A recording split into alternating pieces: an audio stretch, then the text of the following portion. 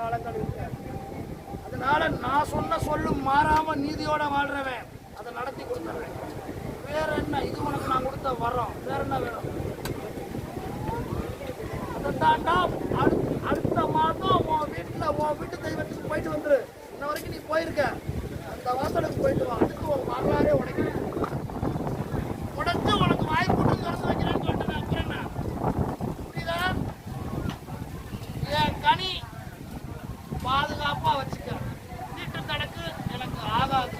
என்னைய பூஜை ரூம்ல வச்சு வணங்கினாலும் சரி, நீ போய் வர இடத்துக்கு என்னை கொண்டு போனாலும் சரி, இன்னையில இருந்து உன்னை அடுத்த 2வது அமாவாசை வாசலுக்கு வர வரைக்கும் உன்னை நித்திரனை தட்டி எழுப்பி பேசிக்கிட்டே இருப்பேன், தூங்க விட மாட்டேன். சரியா?